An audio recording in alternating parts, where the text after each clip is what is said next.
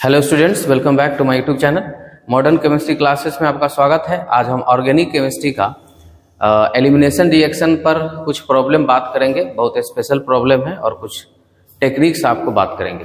देख रहे हैं एलिमिनेशन रिएक्शन। देखिए, इसमें एक चीज यहाँ पर आज हम बात करने वाले हैं, रिएक्टिविटी बीटा एलिमिनेशन। जैसा कि हम आपको बताया था कि बीटा एलिमिनेशन रिएक्शन में बीटा पर से हाइड्रोजन हटता है, अल्फा पर से लिविंग ग्रुप हटता है। ठीक है, तो अगर दो ऐसे कंपाउंड दिए हुए हों जिसमें कि दोनों में ही एलिमिनेशन रिएक्शन अगर हो रहे हो, बीटा एलिमिनेशन अगर हो रहे हो, तो उसमें किसमें सबसे ज्यादा ऑर्डर होगा। जैसे क्वेश्चन से समझते हैं क्या हम बताना चाह रहे हैं आपको। इस क्वेश्चन को पहले ध्यान से आप देखिए। जैसे यहां पर लिविंग ग्रुप है, ये है लिविंग ग्रुप, ठीक है, और तो ये क्या हो गया, अल्फा कार्बन।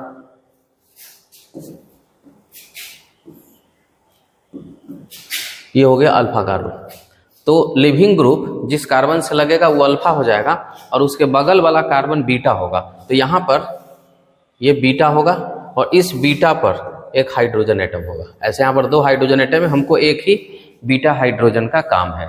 अल्फा कार्बन पर से लिविंग ग्रुप हटेगा, बीटा पर से हाइड्रोजन हटेगा और अल्फा और बीटा के बीच में क्या बन जाएगा, पाई बॉन्ड। यानी कि अगर इसका हम प्रोडक्ट लिखते तो यहां हम इस दोनों के बीच में पाई बॉन्ड बनाते।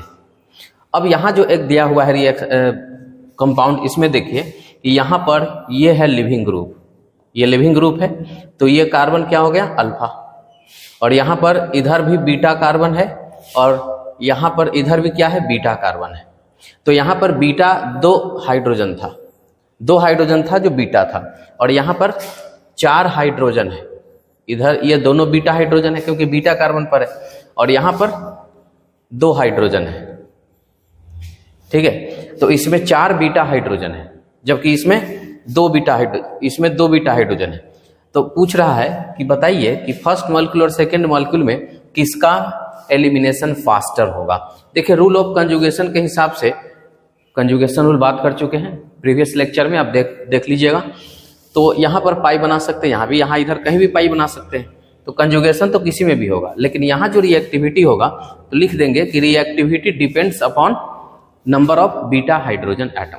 लिखते हैं कि रिएक्टिविटी डिपेंड्स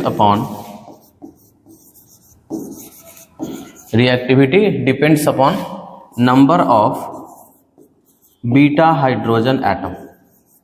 अब आप देख सकते हैं कि बीटा हाइड्रोजन एटम जिसमें ज्यादा है उसका रिएक्टिविटी ज्यादा होगा, यानी कि सेकंड वाले का रिएक्टिविटी ज्यादा होगा। तो आप देख सकते हैं यहाँ पर क्वेश्चन बाय डिफॉल्ट एरर है, ये सिंबल ऐसा होना था ये, और यही आंसर हो जाएगा। क्यों? क्योंकि सेकंड नंबर वाले मॉलिक्यूल का नंबर ऑफ बीटा हाइड्रोजन क्या है, सबसे ज्यादा है। तो जिसमें बीटा हाइड्रोजन ज्यादा होगा उसमें उसका एलिमिनेशन रिएक्शन करने का जो ऑर्डर होगा वो भी ज्यादा हो जाएगा। तो कहीं भी अगर इस तरह से आपसे पूछता है कि किसमें बीटा एलिमिनेशन फास्टर हो रहा है या किसमें रिएक्टिविटी ज्यादा है बीटा एलिमिनेशन का, तो आपको यही देखना है कि कहां पर बीटा हाइड्रोजन सबसे ज्यादा है। अगर बीटा हाइड्रोजन सेम हो जाए तो आप मॉलिक्यूल के स्टेबिलिटी पर बात करेंगे। ठीक है, मॉलिक्यूल के स्टेबिलिटी पर। दूसरा आते हैं, अब जैसे यहां देख लीजिए 3 मॉलिक्यूल दिया हुआ है, ईज ऑफ डीहैलोजिनेशन। देखिए, एक और बात हम आपको बताते हैं, वर्ड्स बदल दिए जाते हैं। जैसे कि बीटा एलिमिनेशन का ऑर्डर बताइए, ईज ऑफ एलिमिनेशन बताइए, डीहैलोजिनेशन बताइए, ये सारे क्वेश्चन सेम ही है। अब हैलोजन हट रहा है, एलिमिनेशन में क्या होता है, हैलोजन हटता है। अब हैलोजन जब हटेगा तो उसी को हम डीहैलोजिनेशन कहते हैं। प्रोडक्ट आपका भले अल्कीन बन रहा है, लेकिन अल्कीन बन तो रहा है लेकिन हैलोजन उसमें से रिमूव हो रहा है। तो हैलोजन अगर रिमूव हो रहा है उसी को हम कहते हैं बीटा एलिमिनेशन या डीहैलोजिनेशन। तो यहां पर यही पूछा है कि डीहैलोजिनेशन का ऑर्डर बताइए। मतलब आपको सीधा सीधा ये बताना है कि किसमें एलिमिनेशन अच्छा होगा। यानी कि अगर आपको नहीं पता चले, देखिए अभी यहां पर पता चलेगा। हम कहते हैं कि ये क्या है, लिविंग ग्रुप है, ये क्या है, लिविंग ग्रुप है, ये क्या है, लिविंग ग्रुप है, ये तीनों लिविंग ग्रुप है। लिविंग ग्रुप जिस कार्बन से लगा है उसको आप हाईलाइट कीजिए। तो ये है अल्फा, ये है अल्फा, यहाँ पर ये कार्बन हो जाएगा अल्फा, ठीक है। अल्फा के बगल में है बीटा कार्बन, तो आप या तो इधर ले सकते हैं या फिर आप इधर ले सकते हैं। ये क्या हो जाएगा बीटा, यहाँ पर ये क्या हो जाएगा बीटा, यहाँ पर ये क्या हो जाएगा बीटा, ठीक है। लिविंग ग्रुप कहाँ से बड़े अच्छे से हटता है, यहाँ पर हाइब्रिडाइजेशन चेक करके आप देखिए, यहाँ पर sp2 हाइब्रिडाइजेशन है, यहाँ पर ये sp2 हाइब्रिडाइजेशन है और यहाँ पर ये sp3 हाइब्रिडाइजेशन है, ठीक है। तो sp3 पर से लिविंग ग्रुप आसानी से हटता है, एलिमिनेशन फास्टर होगा। तो यहाँ पर हम क्या लिखेंगे कि सेकेंड फर्स्ट का एलिमिनेशन सबसे बढ़िया होगा। अब आते हैं सेकेंड और थर्ड में, तो सेकेंड में देखिए sp2 इसमें भी है, sp2 इसमें भी है। तो सेकेंड में अब यहाँ पर क्या होगा कि इसका एरोमेटिक कंपाउंड है, ये क्या है बेंजीन, एरोमेटिक कंपाउंड है। और अगर आप यहाँ पर एलिमिनेशन लगा दीजिएगा, माने कि पाई बॉन्ड अगर आप बनाइएगा तो इसका स्टेबिलिटी खराब हो जाएगा, ये एंटी एरोमेटिक बन जाएगा, ठीक है। तो यानी कि ये एलिमिनेशन अगर करता है, ये पार्ट अगर एलिमिनेशन करता है तो क्या हो जाता है, ये एंटी एरोमेटिक सिस्टम में बन जाता है, जो कि क्या है हाईली रिस्ट्रिक्टेड है। एंटी एरोमेटिक अनस्टेबल होता है, कोई भी नहीं चाहता कि हम अनस्टेबल प्रोडक्ट बनाएं, ठीक है। जबकि यहाँ पर अगर बनता भी है तो ट्रिपल बॉन्ड बनता है, इसमें अनस्टेबिलिटी की कोई बात ही नहीं है।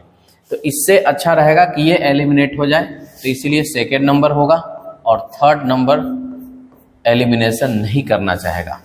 थर्ड, यहाँ पर हम इसका रीजन एक्सप्लेन कर देते हैं। Third molecule become anti aromatic,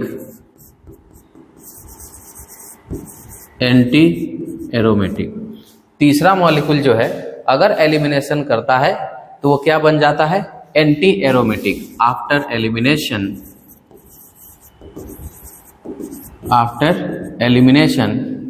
which is highly unstable,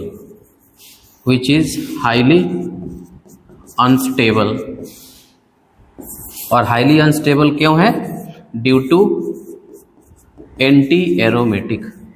अब आप रेजोनेंस सेक्शन में जाके देख सकते हैं, हम पढ़ा रखे हैं एरोमेटिसिटी रेजोनेंस वाले सेक्शन में, ठीक है। तो यही रीजन है इसको देखने का। तो इस तरह से हम किसी भी क्वेश्चन को बनाते हैं। चलिए अगला क्वेश्चन क्या कहता है, अगला क्वेश्चन है कि इसमें बताएं कि किसमें एलिमिनेशन बड़े आसानी से होगा। हम इसमें भी पहले क्या करते हैं कि हम लिविंग ग्रुप को हाईलाइट कर देते हैं। ब्रोमीन, ये है लिविंग ग्रुप, यहाँ पर ये लिविंग ग्रुप है और ये यहाँ पर लिविंग ग्रुप है। अब हम सभी में अल्फा कार्बन दिखाएंगे, ये है अल्फा, इसमें ये है अल्फा और इसमें ये है अल्फा, और अल्फा से जो कार्बन लगा होगा वो बीटा कार्बन होगा। तो अल्फा से एक इधर ये बीटा है और एक यहाँ ये बीटा है, ये अल्फा है, अल्फा से इधर ये बीटा है और इधर ये बीटा है। फिर इस अल्फा से एक यहाँ पर बीटा है और एक यहाँ पर बीटा है। फिर ये भी दिखा दीजिए कि वहाँ पर हाइड्रोजन्स भी हैं, जैसे यहाँ पर कोई हाइड्रोजन नहीं है लेकिन इस बीटा के पास 2 हाइड्रोजन है, यहाँ भी इस बीटा पर 2 हाइड्रोजन है, यहाँ भी इस बीटा पर 2 हाइड्रोजन है, इस बीटा पर भी 2 हाइड्रोजन दिखेंगे, सॉरी यहाँ भी इस बीटा पर 2 हाइड्रोजन। तो हम हाइड्रोजन एटम पहले दिखा देते हैं। देखिए 2 हाइड्रोजन हुआ, इस पर 2 हाइड्रोजन है, यहाँ पर 2 हाइड्रोजन है। अब क्या है कि अब एलिमिनेशन होना है। हमें बीटा हाइड्रोजन दिख रहा है और अल्फा पर लिविंग ग्रुप दिख रहा है। बीटा एलिमिनेशन होगा, अल्फा से लिविंग ग्रुप हटेगा और बीटा से हाइड्रोजन एटम हटेंगे और वहां पर क्या बनेंगे, पाई बॉन्ड। हम एक पाई बॉन्ड दिखा के बताते हैं आपको कि यहाँ पर इसमें पाई बॉन्ड बनने वाला है, ठीक है। इसका हम कलर चेंज कर देते हैं। यहाँ पर है ये पाई बॉन्ड, इसमें एक पाई बॉन्ड यहाँ बनेगा और एक पाई बॉन्ड यहाँ बनेगा, दो जगह पाई बॉन्ड बनेगा, चूंकि इसमें दो अल्फा बीटा पोजीशन है। इसमें भी एक पाई बॉन्ड यहाँ बनेगा और एक पाई बॉन्ड यहाँ बनेगा। हमने डॉटेड इसलिए दिखाया है कि वहाँ पाई बॉन्ड बन सकता है, वहाँ पाई बॉन्ड बनेगा, ठीक है। अब ऑब्जर्व कीजिए कि किसमें एलिमिनेशन बढ़िया होगा, क्या रीजन होगा उसका होने का। तो अगर आप फर्स्ट मॉलिक्यूल में देखते हैं तो यहाँ पर पाई बॉन्ड बनेगा तो रेजोनेंस करेगा C डबल बॉन्ड O के साथ, रेजोनेंस फैक्टर लागू होगा। यहाँ भी देखिए, यहाँ भी अगर यहाँ पाई बनता है तो इसके साथ रेजोनेंस करेगा, कंजुगेटेड सिस्टम होगा। जबकि यहाँ पर पाई बनेगा कहीं भी इधर या इधर तो वो कंजुगेटेड सिस्टम नहीं है, वो रेजोनेंस के कंडीशन को फुलफिल नहीं कर रहा है, तो इसका एलिमिनेशन उतना इफेक्टिव नहीं होगा जितना कि इस दोनों का होगा। अब हम इस दोनों में देख लेते हैं, इसमें बीटा एलिमिनेशन, इसमें भी बीटा एलिमिनेशन, सब में हो रहा है। यहाँ पर एक पाई बॉन्ड बनेगा जो रेजोनेंस करेगा और स्टेबिलिटी गेन करेगा। यहाँ पर दो पाई बॉन्ड बनने की संभावना है, यहाँ भी स्टेबिलिटी गेन कर रहा है यहाँ बॉन्ड बनाने की वजह से। इसमें एक और खास बात क्या है कि maximum number of alpha hydrogen है, बीटा हाइड्रोजन है। इसमें क्या है, मैक्सिमम बीटा हाइड्रोजन, इसमें क्या है, मैक्सिमम बीटा हाइड्रोजन है और इसमें मिनिमम बीटा हाइड्रोजन है। तो इसलिए 1 और 2 से ज़्यादा बेहतर कौन होगा, 2 ज़्यादा बेहतर होगा क्योंकि इसमें number of beta hydrogen maximum है।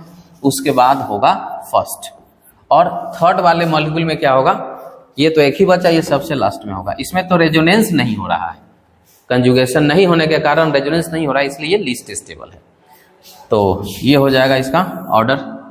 अगला क्वेश्चन देखते हैं, इसमें भी वही सवाल है, चलिए शुरू करते हैं। ये रहा लिविंग ग्रुप। लिविंग ग्रुप को हम लोग पहले देखेंगे। सबसे पहले आप क्वेश्चन में क्या ढूंढिएगा, लिविंग ग्रुप। ये मिल गया हमें लिविंग ग्रुप, ठीक है। यहाँ पर ये मिल गया क्लोरीन, क्या, लिविंग ग्रुप। और लिविंग ग्रुप जिस कार्बन से लगेगा वो अल्फा, और उसके बगल में इधर बीटा, उसके बगल में इधर बीटा। यहाँ भी ये हो जाएगा अल्फा, इधर हो जाएगा बीटा और इधर हो जाएगा बीटा। मतलब पाई बॉन्ड कहाँ कहाँ बन सकता है, और जो मेजर प्रोडक्ट दे सकता है, जो मेजर प्रोडक्ट देगा उसका एलिमिनेशन का मतलब जो रिएक्टिविटी होगा वो क्या होगा, सबसे ज़्यादा होगा। अब चलिए सोचते हैं इसमें, यहाँ अल्फा बीटा के बीच में अगर पाई बॉन्ड बना दें, यहाँ पर यहाँ अगर पाई बॉन्ड बनेगा तो इसमें बीटा हाइड्रोजन का संख्या बहुत है, 3 3 6 और इधर 3 9, इसमें अल्फा हाइड्रोजन 9 आएगा। अगर यहाँ हम अल्फा बीटा के बीच में पाई बॉन्ड बना देते हैं, 3 और 3 6 और यहाँ भी 9 हो जाएगा, ठीक है, तो दोनों सेम आ जाएगा। अब इसमें क्या है, देखिए दोनों में, इसमें 3 डिग्री कार्बोकेटायन बन सकता है जबकि इसमें 2 डिग्री कार्बोकेटायन शिफ्टिंग से बनेगा, तो इसलिए इसका स्टेबिलिटी सबसे ज़्यादा आएगा। क्या आएगा, इसका स्टेबिलिटी सबसे ज़्यादा आएगा, इसका स्टेबिलिटी क्या आएगा, कम आएगा। तो इसीलिए फर्स्ट वाले में कार्बोकेटायन ज़्यादा स्टेबल होगा एज कंपेयर टू सेकेंड के, इसलिए इसका एलिमिनेशन फास्टर होगा। यानी कि फर्स्ट, यहाँ पर हम एक्सप्लेन करेंगे कि first has 3 degree carbocation, first में 3 डिग्री कार्बोकेटायन जो कि क्या है, मोस्ट स्टेबल होता है, विच इज मोस्ट स्टेबल। तो ज़्यादा स्टेबल होने के कारण इसका रिएक्टिविटी ज़्यादा होगा, तो फर्स्ट ग्रेटर देन 2 हो जाएगा।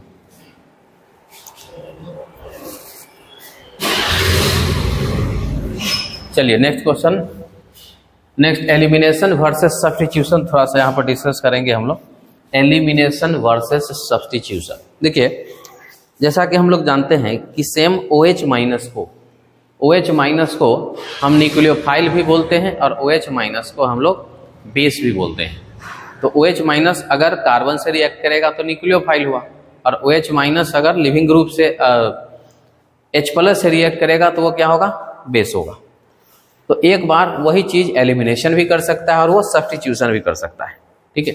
अब आते हैं इस चीज़ को, ये डिपेंड करता है स्ट्रक्चरल फैक्टर पर।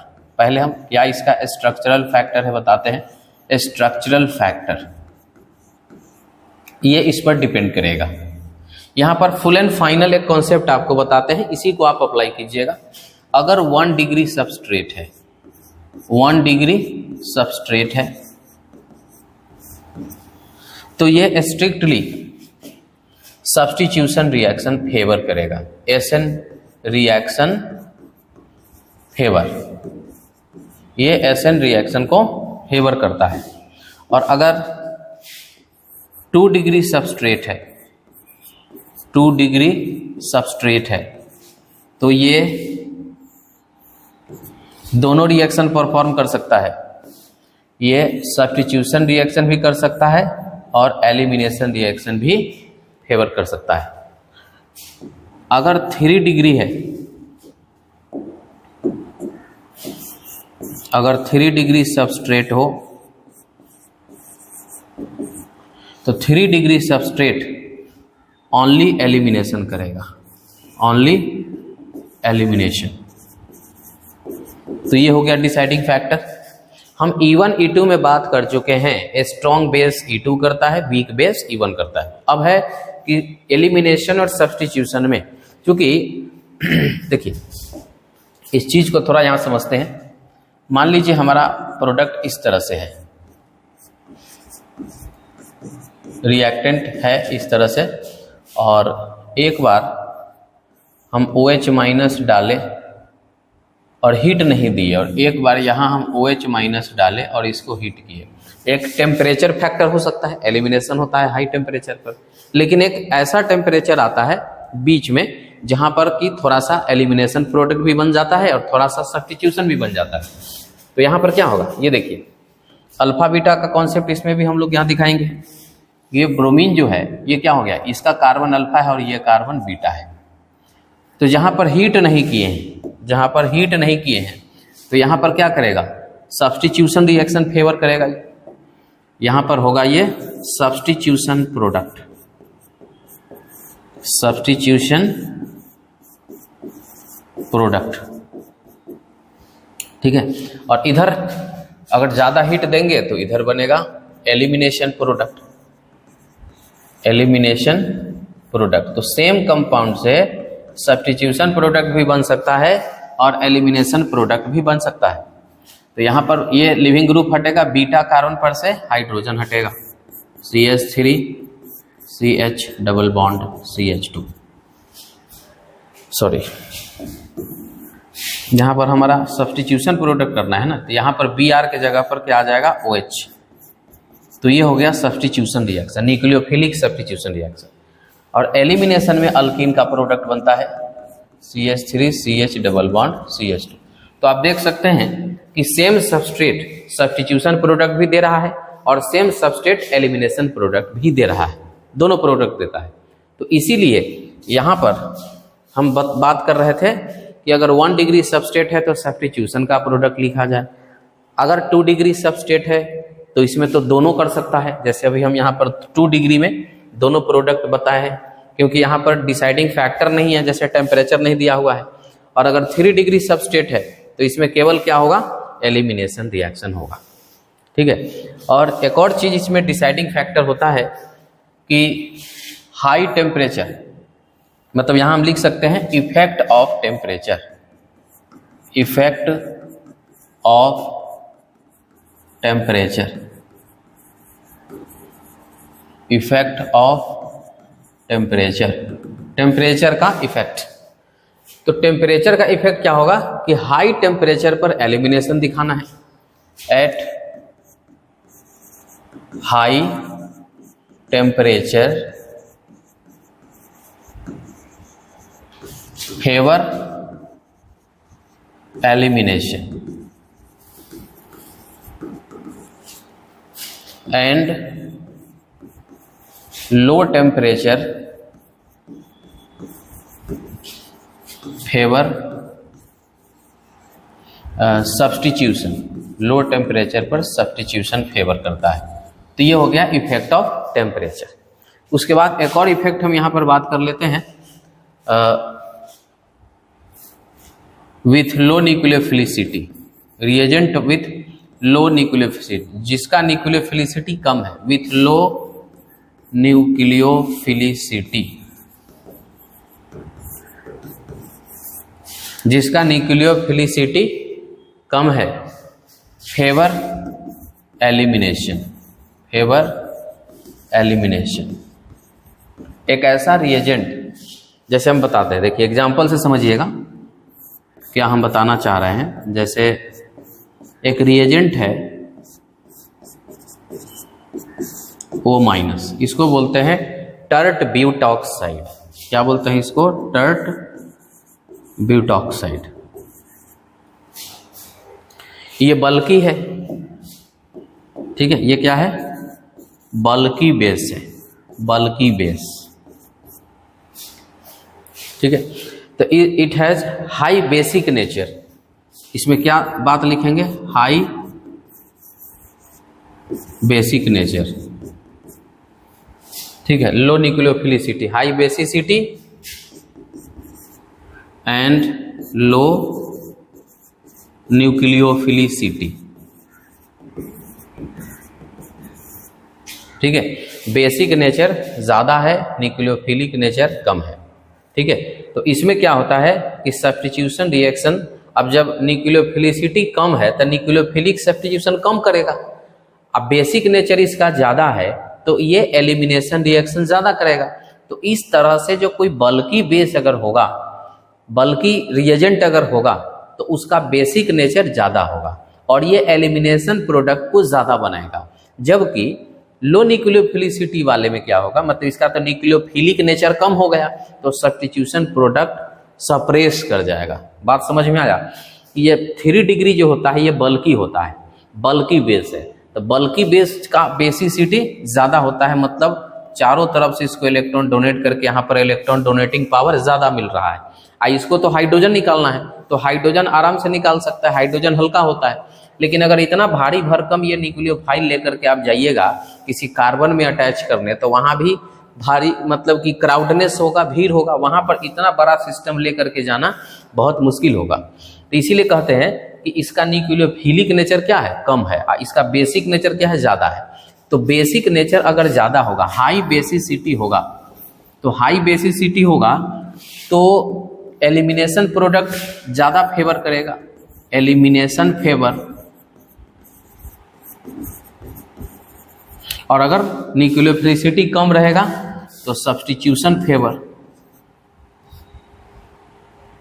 ठीक है। लो न्यूक्लियोफिलिसिटी रहेगा तो सब्स्टिट्यूशन फेवर नहीं करेगा, नॉट फेवर सब्स्टिट्यूशन।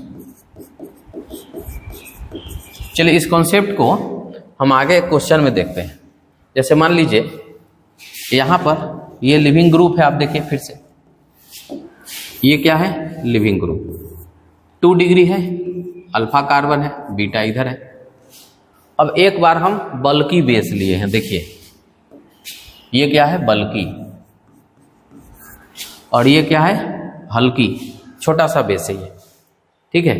तो यहाँ पर हम ऐसा डिस्कशन करेंगे, कहेंगे कि ये जो है मोर basic, sorry less basic, less basic, high nucleophilicity, nucleophilic का गुण इसमें ज़्यादा है, हाई न्यूक्लियोफिलिक, है ना। यहाँ पर क्या लिखेंगे इसके बारे में कि बल्कि बेस, बल्कि बेस यानी कि लेस बेसिक लेकिन हाई न्यूक्लियोफिलिक हो, सॉरी उल्टा लिख दिए ना, हाई बेसिक नेचर, इसका हाई बेसिक होगा और लेस न्यूक्लियोफिलिक होगा, लेस न्यूक्लियोफिलिक होगा, ठीक है। अगर मान लीजिए कि हमको स्ट्रिक्टली कहा गया कि नहीं तुम अल्कीन ही बना, अल्कीन तो बन ही सकता है, दोनों प्रोडक्ट बनेगा, एक में है कि परसेंटेज ज़्यादा होगा, एक का परसेंटेज कम होगा, बस इतना ही फर्क होगा।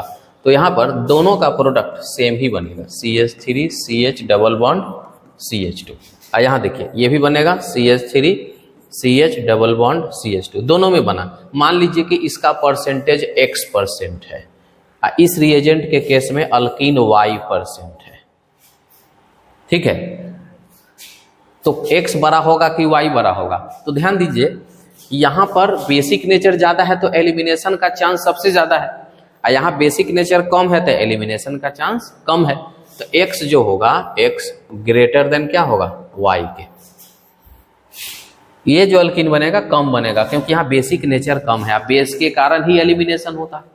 और यहाँ पर बेसिक नेचर ज्यादा है तो बेस के कारण ही एलिमिनेशन होता है, तो इसका प्रोडक्ट का अमाउंट क्या होगा ज्यादा होगा। तो हमने कहा कि अगर ये x% बनाता है, ये y% अल्कीन बनाता है, तो x का मैग्नीट्यूड ज्यादा होगा y से। इसी तरह का एक क्वेश्चन यहाँ पर है। तो सेम सिचुएशन यहाँ पर हम ये बताएंगे कि ये लिविंग ग्रुप है और ये है क्या अल्फा, इधर ये है बीटा, और दोनों में हम प्रोडक्ट अल्कीन ही बना लेते हैं फिर से, ठीक है। तो CH3 CH double bond CH2 CH3 CH double bond CH2। अब आप ये पता करिए कि दो जो यहाँ पर रिएजेंट दिया हुआ है उसमें बल्कि बेस, मतलब बल्कि तो यहाँ नहीं है, किसका न्यूक्लियोफिलिक ज्यादा है, किसका बेसिक ज्यादा है, ठीक है। तो मान लीजिए यहाँ का लोन पेयर चल गया रेजोनेंस में, यहाँ का लोन पेयर रेजोनेंस में नहीं गया, तो ये मोस्ट बेसिक है। इसके बारे में क्या लिखेंगे, ये क्या हो गया मोस्ट बेसिक, और ये क्या हो जाएगा लीस्ट बेसिक। अब अगर कोई कह दे कि भाई ये x% बनाता है, ये y% बनाता है, तो चूंकि बेसिक नेचर इसका ज्यादा है तो एलिमिनेशन ये सबसे ज्यादा करेगा, तो इसीलिए इस बार क्या हो जाएगा y ग्रेटर देन x।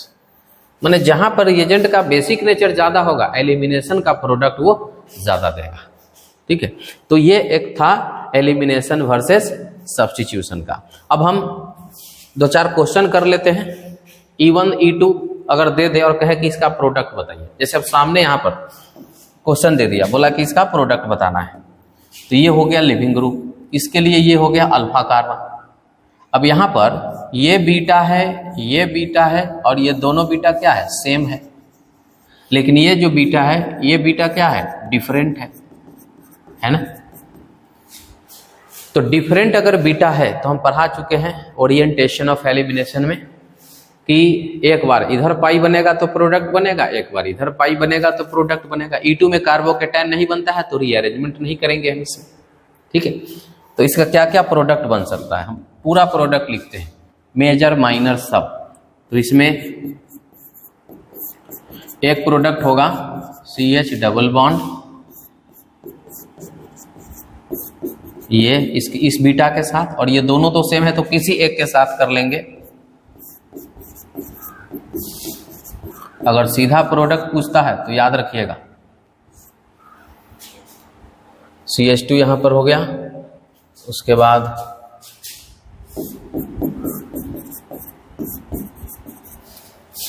अब इसमें से मेजर माइनर देख लीजिए, ये स्टेबल अल्कीन है, ये है स्टेबल, मोस्ट स्टेबल लिख सकते हैं, ये है मोस्ट स्टेबल, और ये है लीस्ट स्टेबल। कैसे चेक करते हैं, अल्फा हाइड्रोजन से, यहाँ अल्फा हाइड्रोजन ज़्यादा है, इसमें अल्फा हाइड्रोजन कम है, तो ये हो गया मेजर प्रोडक्ट और ये हो जाएगा माइनर प्रोडक्ट, ठीक है। तो इस तरह से हम लोग, अच्छा इसमें देखिए तो इसमें क्या है, सेम सिचुएशन यहाँ भी हम लोग अप्लाई करते हैं। ये लिविंग ग्रुप है, कार्बन अल्फा ये हो गया, ये बीटा हो गया और ये बीटा हो गया। एक बार पाई यहाँ बनाएंगे, एक बार पाई यहाँ पर बनाएंगे। E2 है, कार्बोनियम आयन रीअरेंजमेंट नहीं चलेगा। तो चलिए इसमें भी प्रोडक्ट बनाते हैं CH3, एक बार इस अल्फा बीटा के बीच में, एक बार इस अल्फा बीटा के बीच में, CH डबल बॉन्ड CH, एक अल्कीन ये बना, देख सकते हैं। अब हम क्या करेंगे कि इस अल्फा बीटा के बीच में यहाँ पर पाई बॉन्ड बनाएंगे, यहाँ तक लिखिए CH3 CH2 C। अब यहाँ पर डबल बॉन्ड, यहाँ H पहले से है और कार्बन पर 2 CH3। अब इसमें मेजर माइनर हम लोग जब देखेंगे तो देखिए ये अल्कीन हुआ, इसमें ये अल्कीन हुआ, अल्कीन के बगल वाला कार्बन हाइड्रोजन गिनिए, इसमें हाइड्रोजन एटम कितना आएगा, अल्फा हाइड्रोजन इसमें आएगा 3, और ये 3 6 और ये 7। और यहाँ पर देखेंगे तो इसका अल्फा हाइड्रोजन होगा 2 और 3 5 और 3 8। तो देख लीजिए इसमें 7 ही है, उसमें 8 है, तो ये हो जाएगा माइनर और ये क्या हो जाएगा मेजर।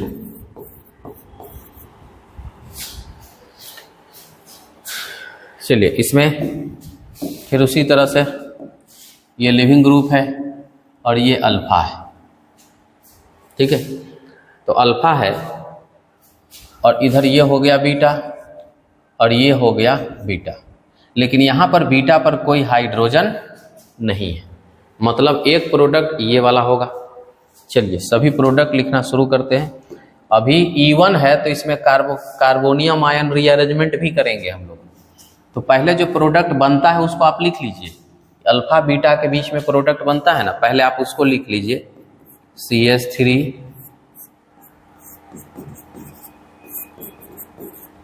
और CH डबल बॉन्ड CH2, ठीक है। तो एक प्रोडक्ट आपका ये हो गया पहला प्रोडक्ट। अब क्या करते हैं कि हम इसका रीअरेंजमेंट करते हैं इसका, तो साइड में कहीं आपको लिख के समझना होगा। इधर हम लिखते हैं कि आप इस पर प्लस चार्ज बनाइए, CH3 E1 है इसलिए इसमें कार्बोनियम आयन बनेगा। ये अब ये शिफ्ट करेगा, यहाँ से ये जो CH3 है मिथाइल शिफ्टिंग करेगा, H नहीं है तो CH3 शिफ्टिंग होगा और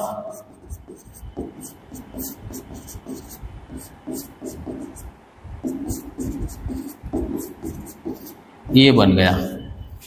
इस केस में जब कार्बोनियम आयन रीअरेंजमेंट हुआ तो अब ये है अल्फा और ये बीटा है, ये बीटा है और दोनों बीटा क्या है सेम है, और एक ये बीटा है एक ये बीटा है। तो आपको 2 प्रोडक्ट और बनेगा, ये दोनों कार्बन से किसी एक से पाई बॉन्ड बना दीजिए और इधर वाला एक बीटा से पाई बॉन्ड बना दीजिए। तो हम दूसरा प्रोडक्ट अब लिखेंगे इसको देख करके, प्लस CH3 C, मान लीजिए डबल बॉन्ड हम इसके साथ बना देते हैं CH3 एक तो ये बना, प्लस अब हम इस बीटा और अल्फा के बीच में क्या करेंगे पाई बॉन्ड बनाएंगे। तो CH3 वैसे रहेगा और इधर डबल बॉन्ड CH3 तो इसमें 3 प्रोडक्ट बना, एक प्रोडक्ट ये बना जो सीधा सीधा था, दूसरा और तीसरा आफ्टर कार्बोनियम आयन रीअरेंजमेंट करके बनाए। अब जिस सब में देखिएगा यहाँ पर अल्फा हाइड्रोजन, चलिए अल्फा हाइड्रोजन काउंट करते हैं। यहाँ पर अल्फा हाइड्रोजन कितना होगा बताइए, यहाँ अल्फा हाइड्रोजन और यहाँ अल्फा हाइड्रोजन। तो देखिए यहाँ अल्कीन ये है, इसमें ये अल्कीन है और इसमें ये अल्कीन है।